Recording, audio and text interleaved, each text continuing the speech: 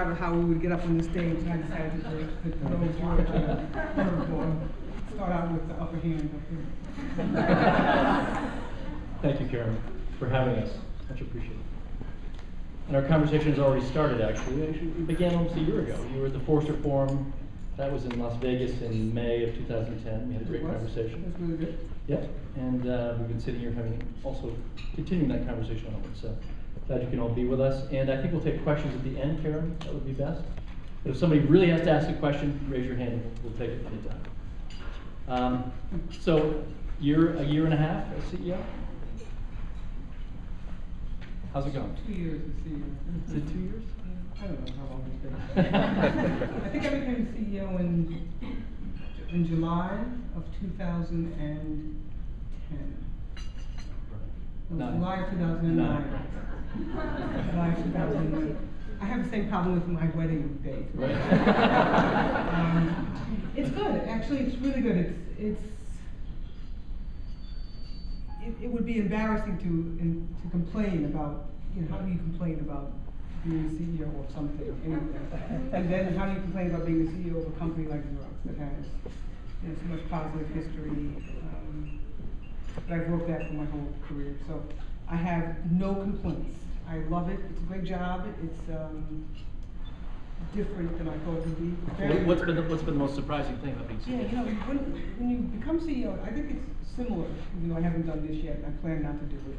It's similar to becoming the president of the United States, right? So you become the president, you say, well, life is going to be easy.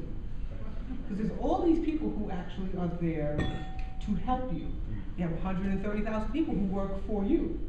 And so you must have time in your day. People do things for you. It turns out that you are the biggest server. Everybody wants something. Right? Everybody wants something, and with proper expectations. I mean, that's what you should do. So you become the biggest server, and all of these things that you thought happened when you became CEO, you end up doing. You end up going to call on customers. So there's so much time and varying level of urgent and important things to do, and so many personal, a couple of things. One is travel really surprises me how much it entails if you really want to do the job correctly. And Xerox is a blue collar company. We're a simple company. We have had leaders who didn't come with like robes and silver spoons. We actually worked every day of our lives. So we never got into the mode of, well, you do this and you do that. So we actually feel it's our responsibility to do what we ask our team members to do. So we do it as well. Right. So it's amazing how much I have to travel. That's interesting. How many people want things? So the government wants things, your employer wants things, the customers want things, et cetera, et cetera, et cetera. So you respond, your family, remember those guys? They want you to talk to them occasionally as well. That's the second thing, is how much diverting interest people have. So are you sorting it all out? I mean, I'll tell you a story about Forrester. A couple of years ago, I said to my board, I can't do investor relations at the scale that I was doing. I used to do road shows. I was probably on the road 4 or 5 days a quarter with investors. And I just said, I can't deal with these guys anymore. And I hired a very good CFO, a very senior guy, and he began to do all that work for me. Of course, I'm on the quarterly conference calls. Right. But I crossed it off the list. I mean, have you started to cross things off? Not as much as I should yet. Yeah.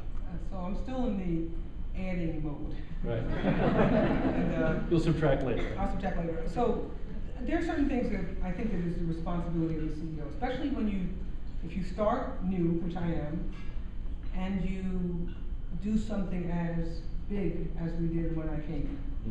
You have a responsibility to actually explain yourself. Right. And so Xerox had to explain itself. So in 2 ways. Was ACS's, the acquisition of ACS, was that your doing, or did the board doing that? Was the board doing that before you arrived? No, I've been in the company for 30 years. I was president before I became CEO. Okay. So there was no so you said yes to that? Yeah. Right. Okay. No, the acquisition of ACS was my doing. Okay. My doing is just, it's just a hateful thing to say my doing. Yeah, I sat in the office and did it. It was a set of decisions that ultimately fall to you, and those decisions fell to me. Mm-hmm. To say it. And it was definitely something that was a big transition for our company, and you needed to actually stand up and say what you were doing. And you have to kind of open up your kimono and say, here is what's good about what's happening to Xerox and the industry, here's what's not so good, and here is why we're doing, here's what we have that we can add, sell, add value to clients. So here's how we're doing that. That's the reason why. And I did that. The day that I became CEO was the day that we had, the day before that, we had the first meeting with ACS about going. So it was pretty interesting. So I become CEO. The day earlier, I had dinner with myself and the then chairman of the board and CEO Ann Mulcahy, had dinner with the CEO of the company that we bought. And then, excuse me, all kind of cracks with the fan. You then say, well, we're going to do this. And the more people that you disclose, this is an interesting set of problems. The more you disclose, the more invested you become in the decision. Right? Even if it's wrong, you become very invested. So one of the things I had to do, and I'm pretty good at this, but I had to engage a lot of people, was to check ourselves every couple of weeks. So just because we told everybody we're going to do it, is it still the right thing? And you would have pulled the plug? For sure. Yeah. In a second. Mm-hmm. In a second. And there were many opportunities for us to do it. Many come to Jesus discussions with ourselves, mostly by phone.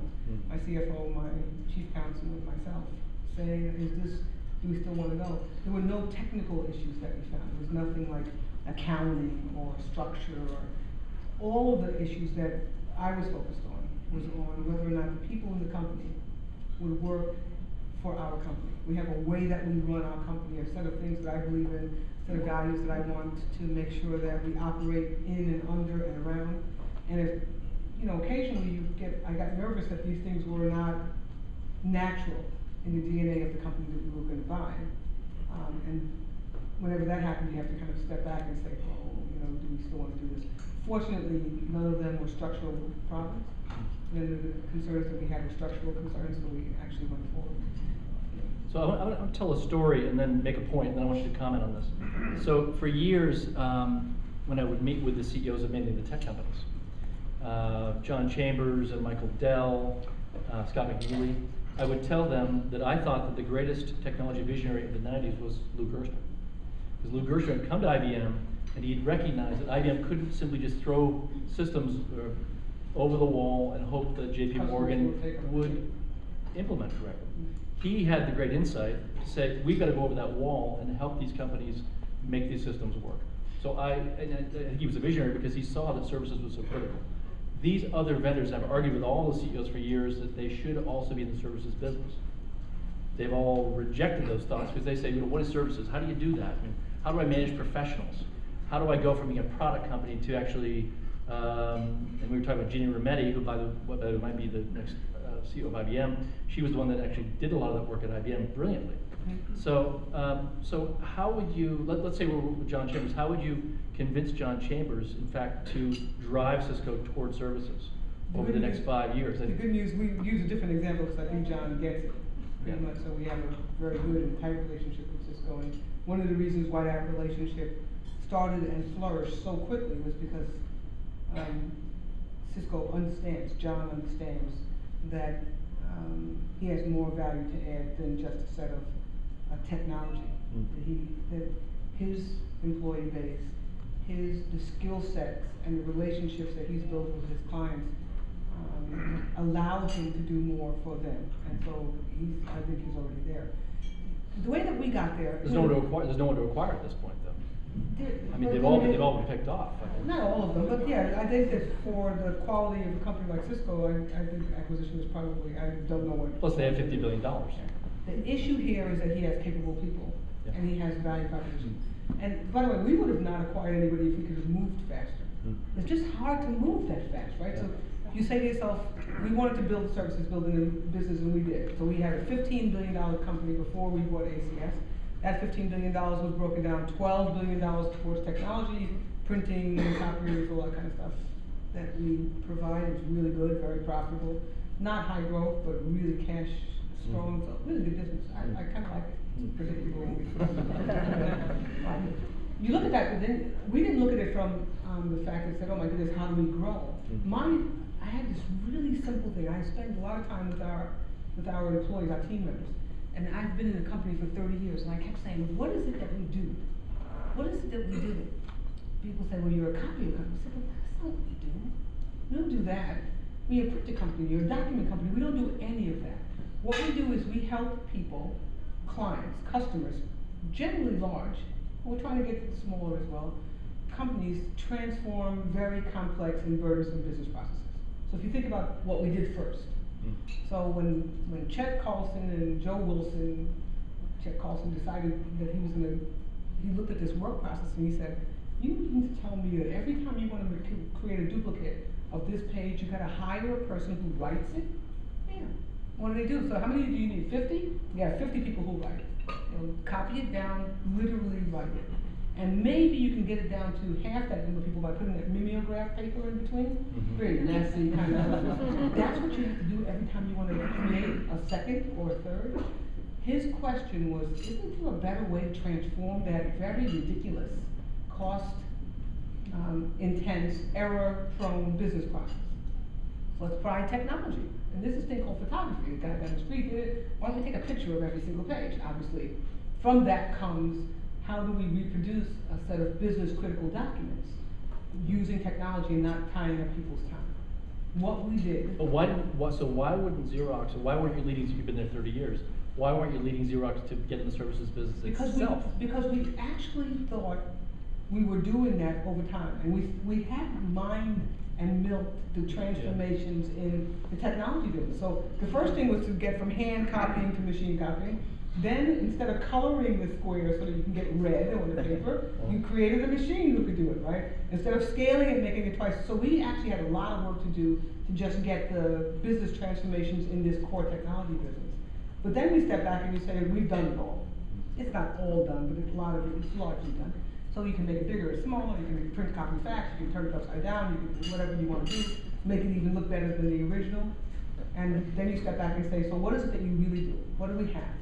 We have a great company brand, which it took me a long time to understand that that was an important thing. And the brand is still strong, right? The brand is very strong and permission rich.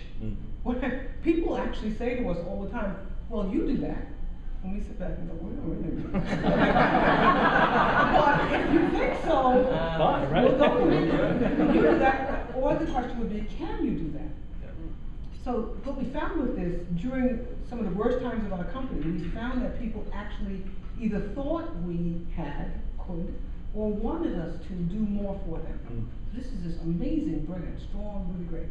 We have people everywhere in the world.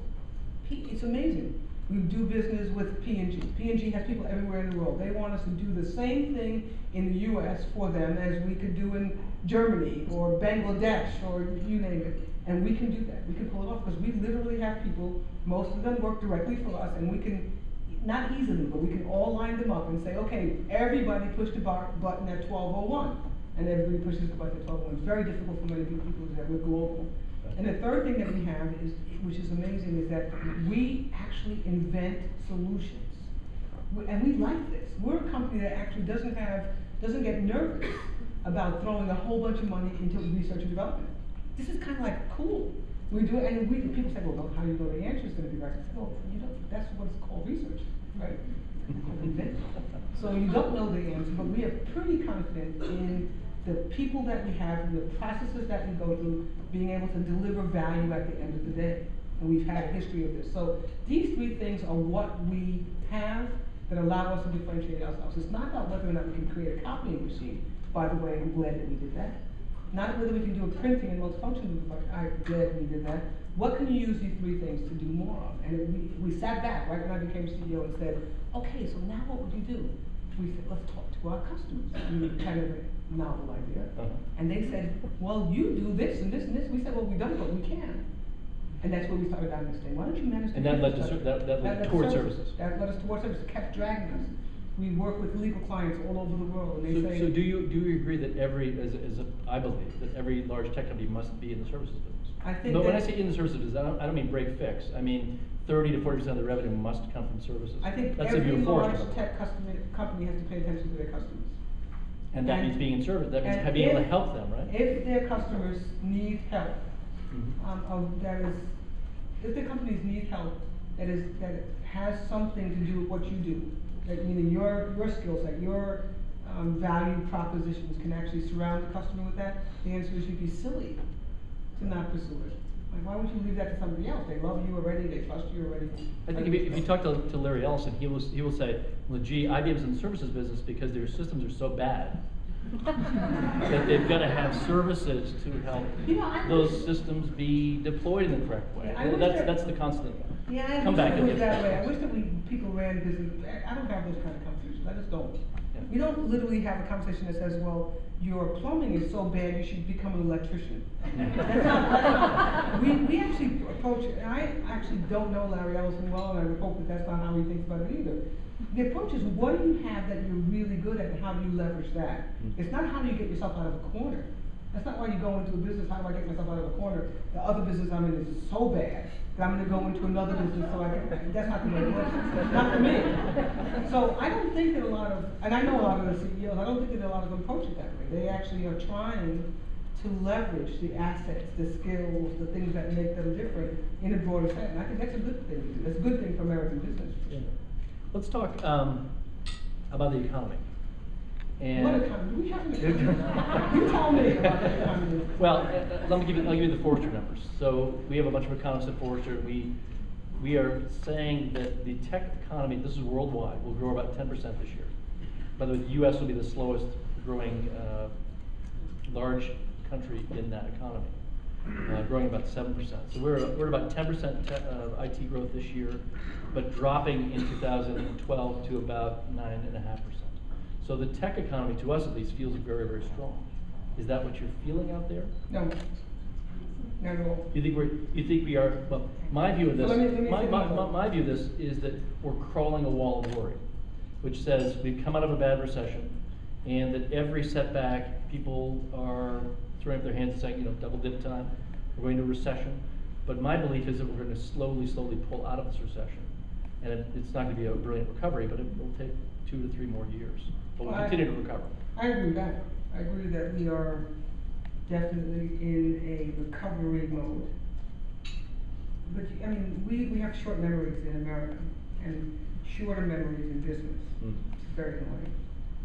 So you gotta remember. Well, we're going to talk about that. Yeah, you gotta remember 2009. I don't know who remembers 2009. It was horrible. It was, I mean, literally, I remember sitting in rooms in 2009 where we thought we were going to close down. Not Xerox, I mean the world. The world was going to implode. We quickly forget these things, and we say, oh, yeah, but now, growth of 10%, slow recovery.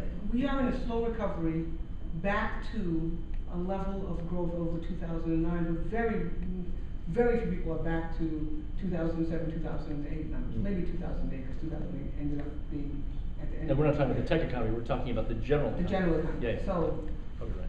so we are better than we were in 2009, still trying to get back to like the 3rd grade. It's kind of like being left back. Yeah. And you say, now I'm back to the 5th grade, which is where I should have been 2 years ago. So that's basically where we are. So what do I see with the economy? I think we have a certain set of facts in the United States and around the world. The United States primarily. And I'm removing for the world right now China. That's the one place. I'm not even India. I'm going to include India in this discussion. China outside, because they have a very different system, very different set of dynamics in their marketplace. So here's how our economy looks, developed economies look.